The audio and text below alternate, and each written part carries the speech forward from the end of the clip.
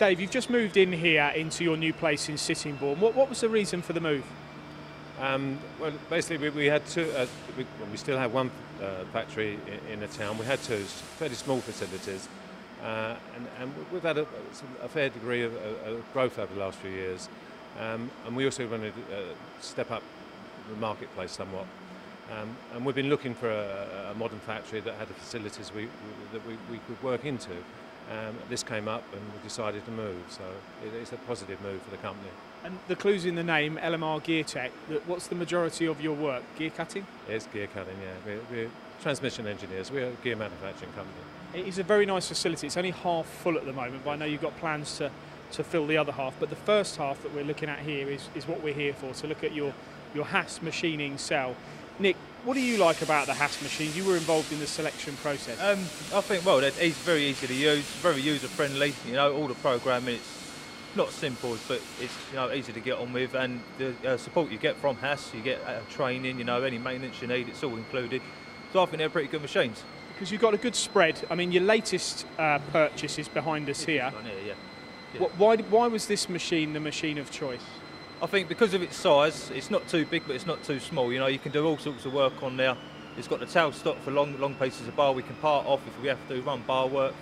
And has this got milling capability, this machine? This one hasn't, no, but we have other machines that do, yeah. So let's talk about that one then, because the other machine that we've got, you've got an ST10Y, haven't you, with a Y-axis. Why did you go for those additional axes on the machine?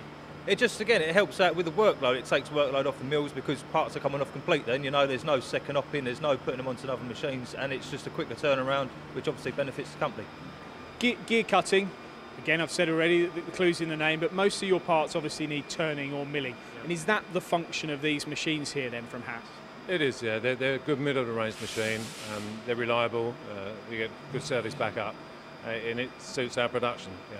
And the journey for you then, where did that start then, Dave? Because you said to me earlier, it's 15 years you've been manufacturing. Is that when your relationship with HAAS started then?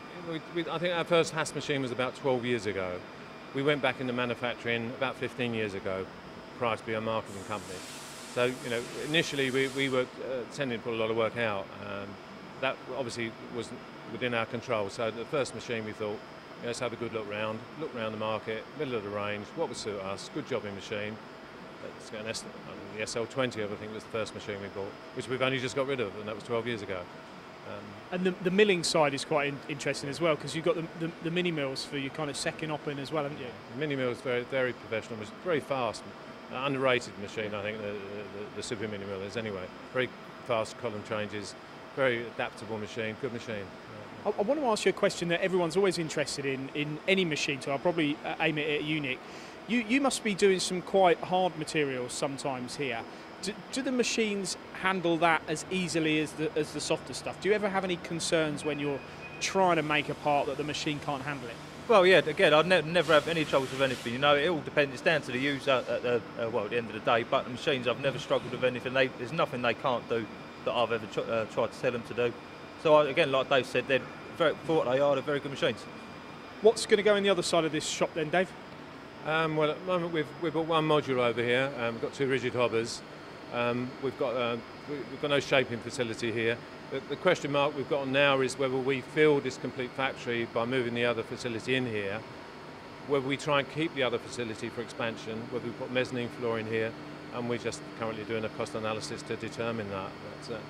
We're still very positive. Yeah. I hope you haven't cleaned this floor deliberately for us today, because it does look very clean. I'm a bit of a nightmare. I am a nightmare. We've got cleaning stations in here, and I'm a nightmare. We clean this, yeah. But I mean, it's just nice for us. It's not tidy environment, tidy work, and when customers comes in, it looks the part, doesn't it? We like to work. We like to keep it the way we work, which is tidy. I want to get a quick summary from either of you. I don't mind. Summarise the relationship here for you with HAAS and what they can expect from your business in the future if you grow. Okay, HAAS, we've got a very good working relationship from Don Cole, their rep, to the service division. We feel we get good service, we get good sales service. We cannot see any reason to change the HAAS.